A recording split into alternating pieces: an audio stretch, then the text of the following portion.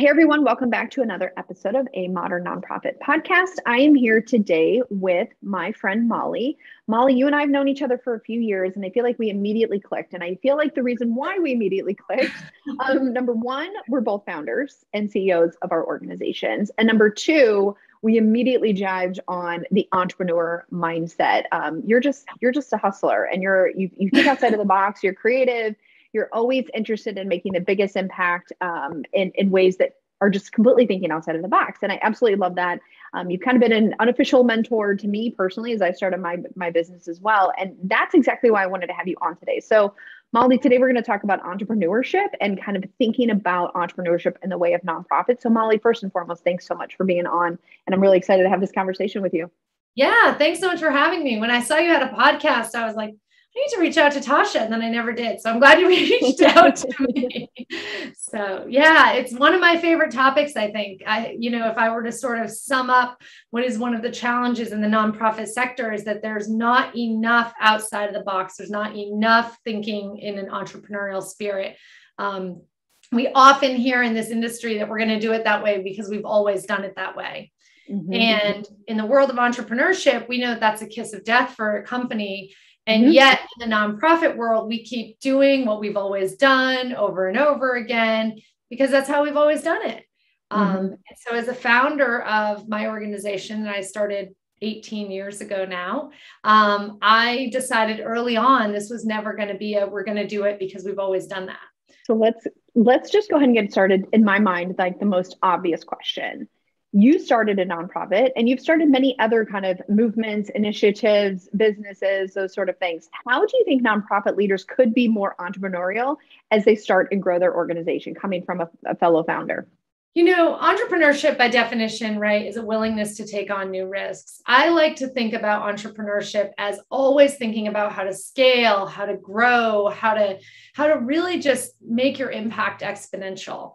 One of the things that has helped me along the way was just recognizing that as a founder of a nonprofit, that is an entrepreneur role. That is somebody who started something from nothing and has a responsibility and often an urgency to grow it, to scale it, and to do it in the most productive, efficient way possible. And I think that is the part to take from entrepreneurship. It's that productivity, it's that efficiency, it's the systems. The reason that I have an organization today and my sanity are the systems. Early on, we put systems in place and we've continued to refine and build and look at those systems. And it's really gotten to the point, where when COVID happened and we had to go virtual overnight, we had the systems and the processes in place that we were able to just keep doing what we were doing. I like how you talk about systems because I think so many organizations, they operate in silos, right? They have one individual that does the main function, right? So, and I say this out of my own experience, accounting and finance specifically, or program leadership specifically, or fundraising specifically, or memberships, or the list goes on and on and on, volunteer, coordination, or, whatever it might be. And so many times I see organizations, I know, because I get these conversations. I had a woman yesterday reach out absolutely frantic because our director of business and finance has decided to resign and give 2 weeks notice.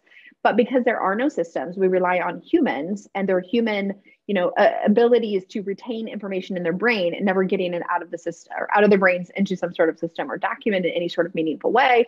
No systems to cross-train, that these organizations become crippled and paralyzed. And because we're operating in such siloed ways, there's no kind of critical thinking, problem solving amongst the group. How can we overall look at these things? Like, for example, I had another call yesterday where I have an organization that keeps getting all of these new government grants, and that's an amazing thing. But at this point, how does those writing the grants communicate to the program team, this is a new funding source that we need to be tagging to those individuals that we're seeing to make sure they get billed? And then how is the finance department even aware that these contracts exist so that we can make sure, yes, we got the census from the program team so that we can then bill? And it's just all of this communication and collaboration that frankly, I have seen not work so well in the nonprofit space. And it's probably true for for-profit businesses, but it's just absolutely imperative. Yeah. It is alarming to me how many companies run with the idea that if someone were to get hit by a bus, or as we say in our organization, go on an incredible exotic vacation tomorrow. Perpetuate this idea of getting hit by a bus for my team, but that things would grind to a screeching halt. And I think the common criticism of creating systems and documenting everything is I'm already so busy with everything that I'm doing. I couldn't possibly now take time to document systems, to write down what I do. And what ends up happening is that, again, that person leaves and now you're spending a whole bunch of time scrambling, doing rework, et cetera.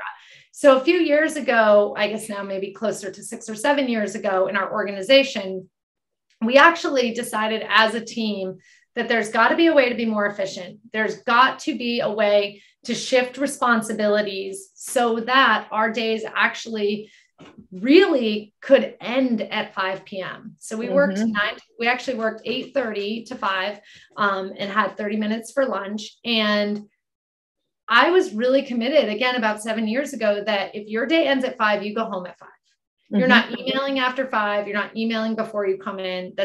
We're just not doing that anymore, because I saw that the way that we were doing things, which was the way we've always done them and the way that other organizations I've watched and worked and done, is that you work all day, you go home, you do a bunch of work at night, you get up in the morning, you work all morning, and it just doesn't work.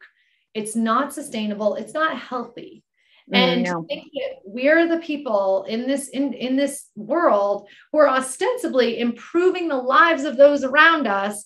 And meanwhile, we're overworked, underpaid, and not being efficient it, to me, feels like you're stealing from your clients who need you. I think that's kind of the easiest way. So we audited the entire organization, and we've since done it on a quarterly basis where we write down work I love to do. Always want to make sure people are doing work they love to do. So work I love to do. We write in the next column, work only I can do. What is the work in your organization right now that only you can do? And listen, no judgment here. It's a long list when you start. And then the other column is other work I do. So it's not stuff that only I can do, and it's not stuff that I love to do. It's just other stuff I do. And so we took all of those responsibilities and we were able to shift things around so that people could be doing work they love to do. So the column of work only I can do was looked at all the time, because here's the thing. And I don't think I'll ever forget this moment. I had been at the UN. We were planning for World Autism Awareness Day. That's the space I work in. And I had like 4 missed calls. And I was like, oh no, what happened? And what had happened was at the office, the garbage hadn't gotten picked up. And as it turns out, nobody knew the number for the garbage company. The system was, you call Molly or you text Molly, the CEO of the organization, and you say the garbage hasn't been picked up. And then I call the garbage company, and that's how the garbage gets picked up. Now we're in Brooklyn, New York. So the garbage not getting picked up is a huge deal, and it's a huge ticket. So it's not just inconvenient and messy. It's like, no, you get a huge ticket from the city. So it's kind of an important thing. So we were able to fix that. You know what we did? We took a piece of paper and we took a Sharpie and we wrote garbage not picked up, ? Call this number, tell them this address. Please ask them to be here before 10.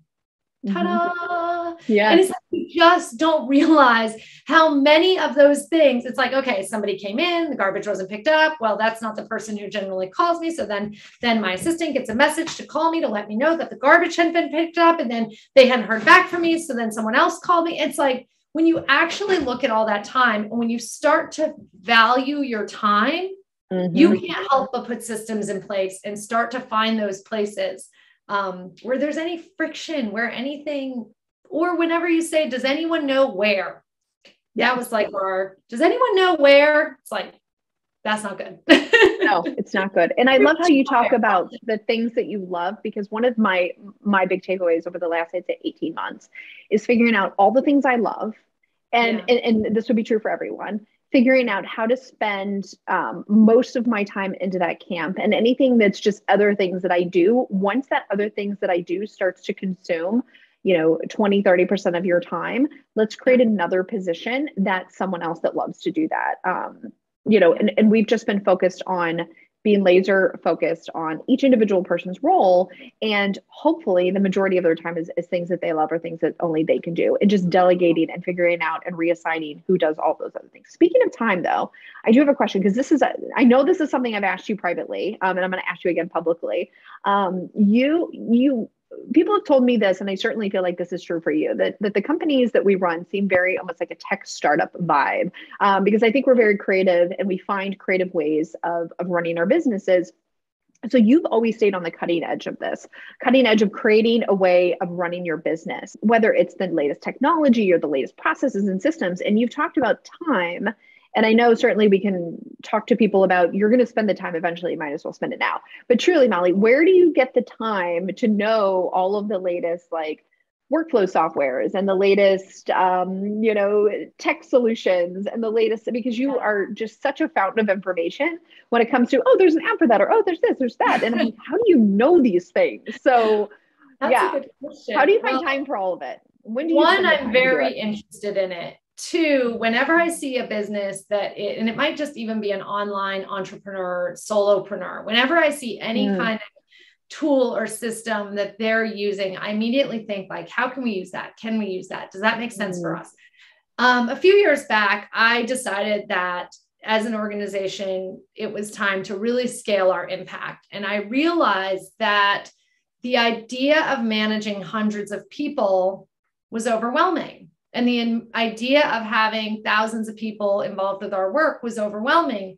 And so I committed to creating systems so that if we were serving 5 people or 5,000 people, there would be no interruption. There would be no stress. There would be no, like, we can't do it, right? So we looked at every single place in our organization where anything was a bottleneck. What could we automate? And when I knew I wanted to scale the organization, I looked at a number of nonprofits. I worked with a number of very large nonprofits, and just asked, and I was very fortunate to be in New York. There's a lot of very large, very successful nonprofits. And what I found is that they had sort of grown by accident. They had scaled by accident. There hadn't actually been systems and processes in place that had gotten them there. So then I looked entirely outside of the nonprofit world, and I actually mentored with a tech company, a software company in California, and learned. I traveled out there 4 times a year to learn from them and be in that community and be in that space. And I just actively put myself into those environments where that's just the normal everyday conversation. When my friends and I get together, we talk about Asana versus Trello. Asana all the way, by the way. How I feel about Asana. I'll tell anyone who will listen about Asana. And I think that's kind of part of it. It's just sort of become who I am and what I'm doing. And I think the biggest part is that there are many people who have figured this out already. There's this tendency, especially as a founder, to go, I'm the only one, I have to figure this out. And I remember years ago, we started using Asana probably 11 or 12 years ago. And I remember just testing them all by myself. And it was like, we're going to test this one, and we're going to test this one. And then I discovered there's this thing called a blog. And there are people who have written about their experiences, and there are comparison charts, and you don't have to do it all. You can read things a lot. So yeah. I think that sometimes people get so bogged down into being busy that it's always surprising to me how much more nonprofit leaders don't kind of put themselves out there to immerse themselves in the information available. Like you, I mean, I essentially started an online business with the charity CFO, and I had to figure all of the things out. I had to figure out, how do I bill my clients? Like, how do I do the work? How do I deal with emails? How do I, and I'm constantly figuring out, because when it's only just one person, and many nonprofit leaders have the same way, but I think we kind of default into, and I think this is human nature in general, we tend to default into what we are good at. And since I know so many founders that come more through the programmatic side, they tend to focus more on the programmatic, which is absolutely important, not to dismiss the importance of that, but not realizing how efficient and streamlined we can really get the administrative side of the business up and running. So on that note, then, whether it's related to marketing, programming, staffing, hiring, technology, I know you have so many different ideas. What are some other hacks that you might recommend to people that you've learned through the growing pains of scaling that you might advise people on? Maybe just a handful of them. I know you've got several. So what would you say your top hacks for running a modern nonprofit specifically? Yeah, I'm trying to think. So one thing is that in general, in your organization, you want to figure out how to do fewer things better. So to figure out what is it that you do, what is it that you don't do. Once you get really clear on the program and you know what you provide and you know sort of your place in the world in that way, you need to focus on the administrative pieces. And for me, the administrative pieces it was really about creating systems, creating processes, streamlining things, and outsourcing as much as possible. One of the things that we also do on a quarterly basis is we, in the office, and now remotely, we write down what we did every 15 minutes. This is not to micromanage. This is to look at like, what are the little things that are pulling me in different directions? What are the little things? And then we also time block at the Global Autism Project. So everything we do is in time blocks. So one of the questions you asked about, where do I find time? There's actually an hour-and-a-half block in all of our weeks that is learning block. And in learning block, you watch that webinar that you haven't watched yet. You read that article that you haven't read yet, rather than reading it, getting distracted, and then going back to email. We only check our email 3 times a day at the Global Autism Project for 30 minutes at a time. It's plenty. It doesn't seem like it is, but you know what helps with that? We have no internal email. You do not email your colleagues. We use Asana for communication. We're looking at other communication tools now that we're, of course, fully remote.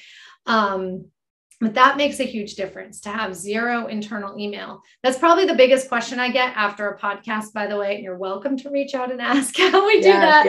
But yeah, 0 internal email, and then outsourcing. So we use JustWorks, and we love JustWorks as our HR platform. So in that 15 minutes, I realized that I was spending time every week calling the payroll administration company, calling them back, and then asking them if they made then looking at a mistake they made. And it's like, that all adds up. Yeah. And so, okay, it is now a priority to not work with this payroll company, because we're actually spending hours of the CEO's time on the phone with the payroll company, because they're not willing to talk to the assistant, or they're not willing to talk to the finance person, or they are, but I still have to get on the phone and say, yes, you can talk. I mean, it was just, that became a priority for us.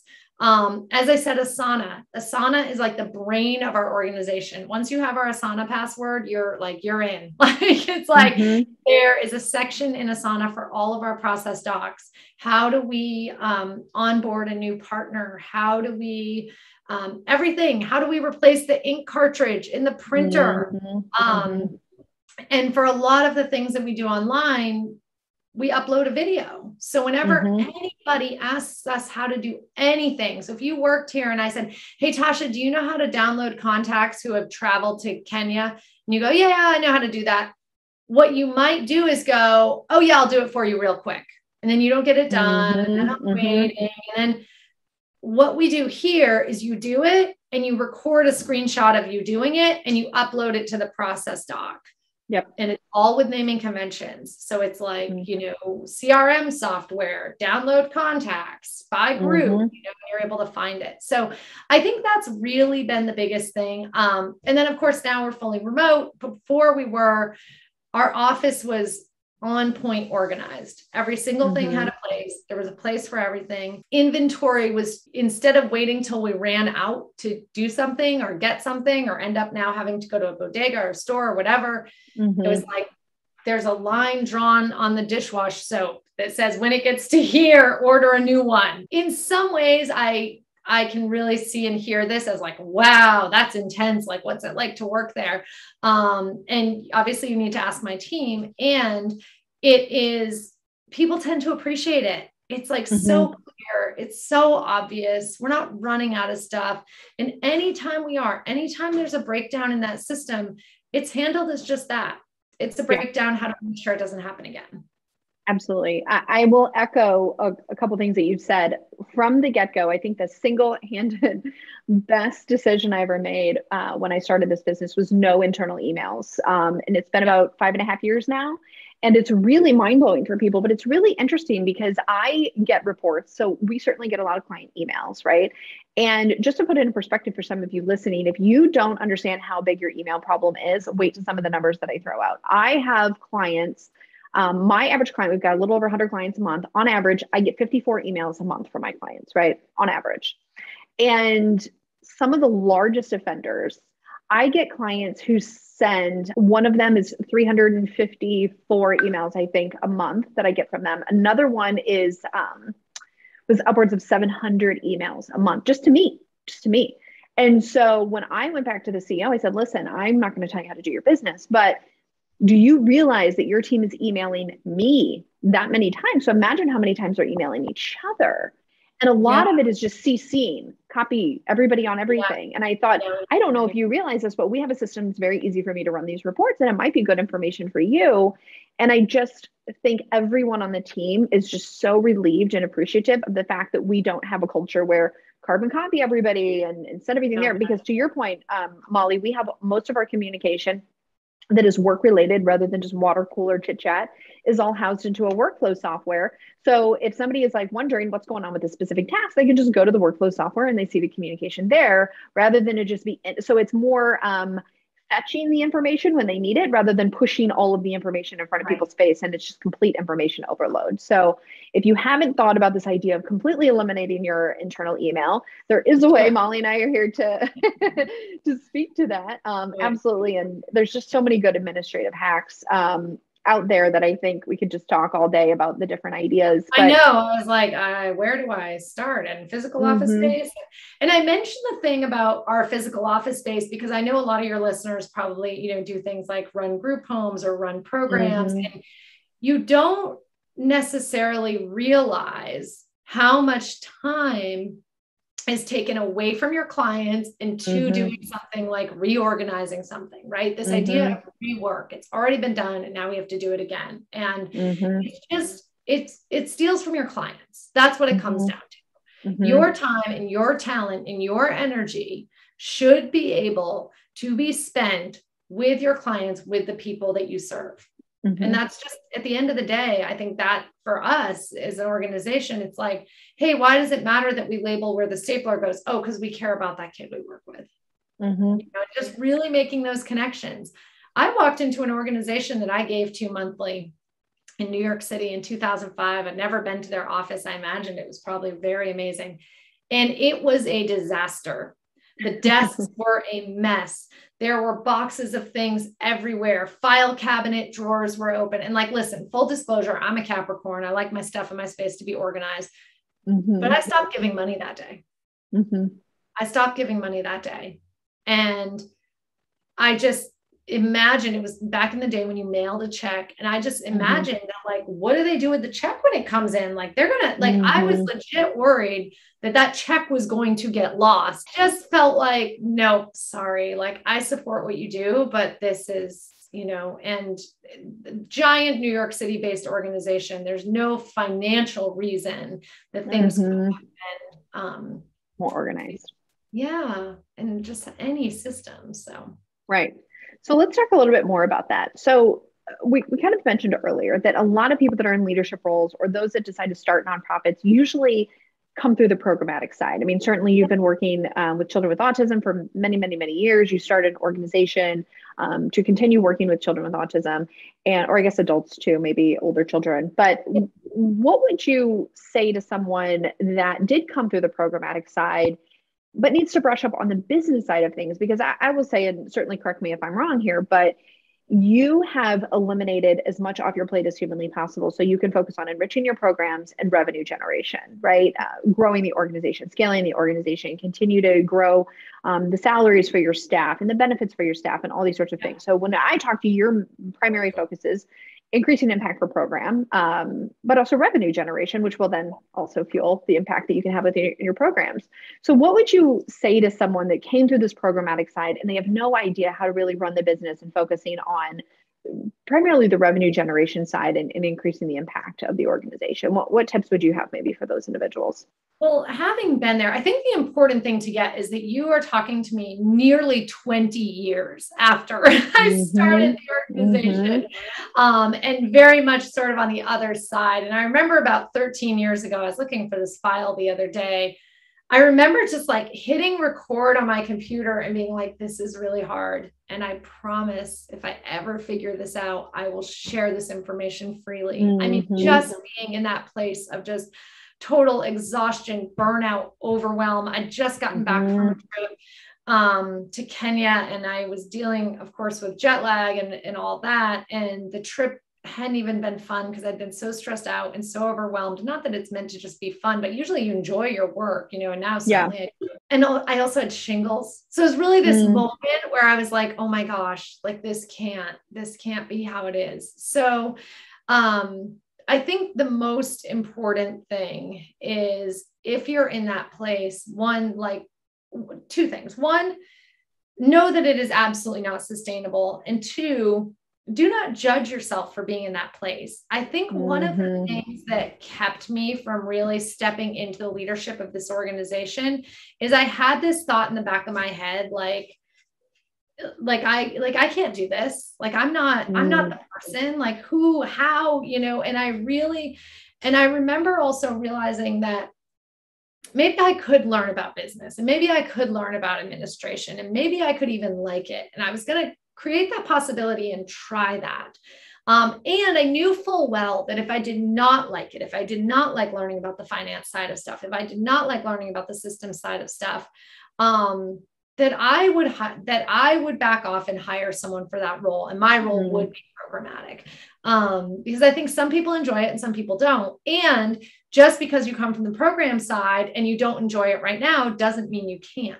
So for me, what I loved about the program side was the problem solving and the thinking outside the box, the creating new possibilities and all that.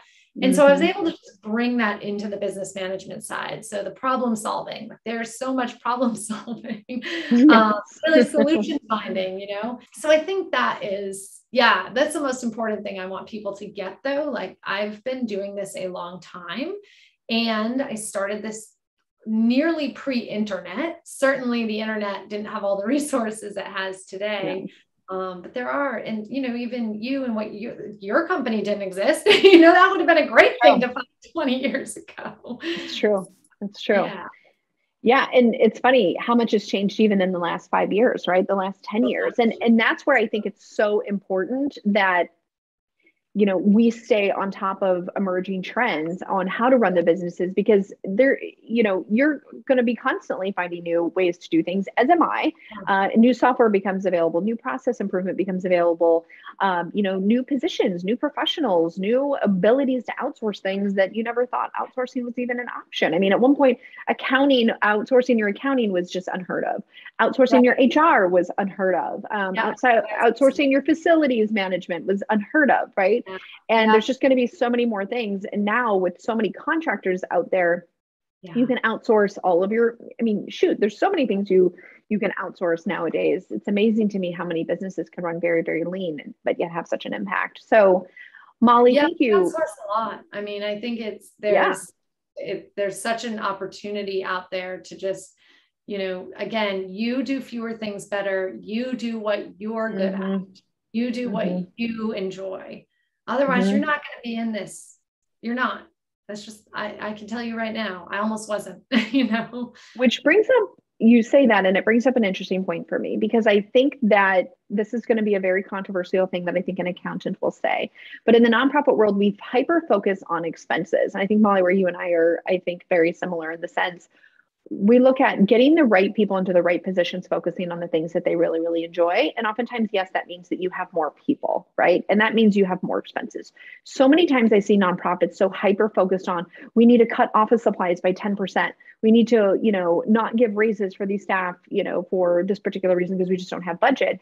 And you and I I think have a little bit of a different mindset, that rather than hyper focusing on how can we just slash all expenses immediately, how can we create more revenue? How can we expand our footprint to get more supporters? Or how can we be creative about how we earn revenue rather than relying on donations, right?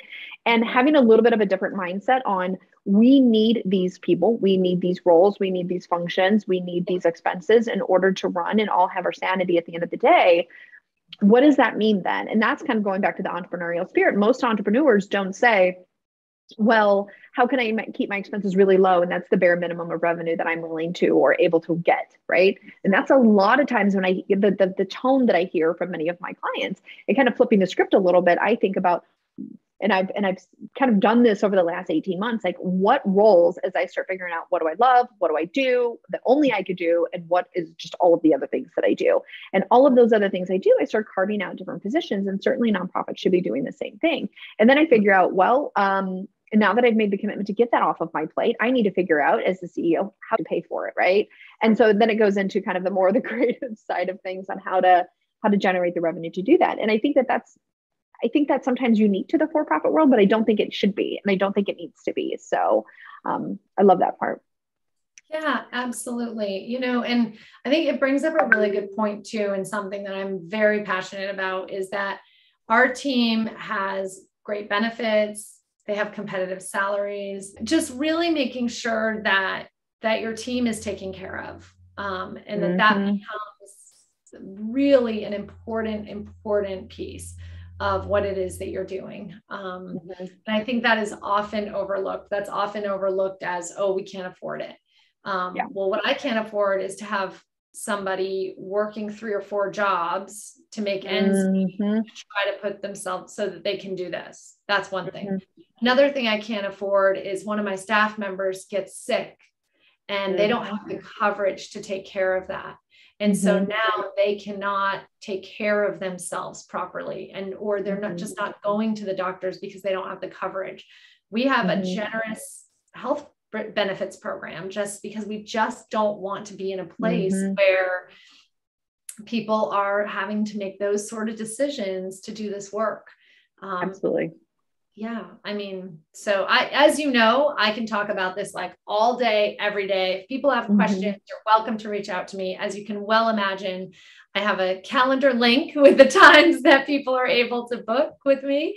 And I'm happy to set that up and share that with people as well, that you can put in the show notes if you'd like. So perfect. Well, Molly, thank you again so much for joining us. I'm going to go ahead and drop the link to Global Autism Project right in our show notes. And Molly, is there any other ways that people can find you, or just to follow your story and follow your impact? Is there any other ways that people can do maybe in a more passive way rather than scheduling time with you?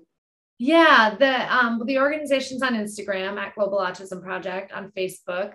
I'm on Instagram, but I'm terrible about posting there. So you probably won't find me as much there. But yeah, I would say, follow the Global Autism Project on Instagram. You can kind of see what we're up to. You'll see some of the entrepreneurial innovations that allowed us to continue. I think one thing that we just kind of skipped over, Tasha, which is hilarious, is there was a day last year where I called you up and said, our revenue is 0. Yeah. I'm sorry. And I said, it's 0 for 2020. I was like, all of our trips are canceled. That's where we get our money, millions of dollars, and our revenue is going to be 0. And it was kind of like, all right, now we have some information. What are we going to do? So we, we went from our revenue 0 to creating an online program that we sold to people, and we were able to continue to exist, and our team is still here, and not as many positions, just the nature of our work. We didn't have the opportunity to keep all of the positions. But the people who were here in March of 2020 are still here. And we've been able to figure that out. So yeah, it's a very interesting story. We could do a whole nother episode about the kind of the journey, but I remember when we started working together a couple of years ago, you almost like tripled the size of the organization in a year. And we're not talking, going from, 10,000 to 30,000. We're talking, millions, right? And then we went overnight, hence, as the name would suggest, Global Autism Project. We are a global organization that travels all over the world. And as soon as COVID-19 prevented anyone from traveling anywhere, all of our operations and programming came to a screeching halt. And you've been able to weather that storm, pivot online. Hopefully we'll get back to traveling again soon, but you've certainly had some good lessons. And it's almost like, how do you survive that? We could do a whole nother episode, but it's certainly some of these lessons learned. But I think it's a testament to all of the things that you've done the first 20 years, right?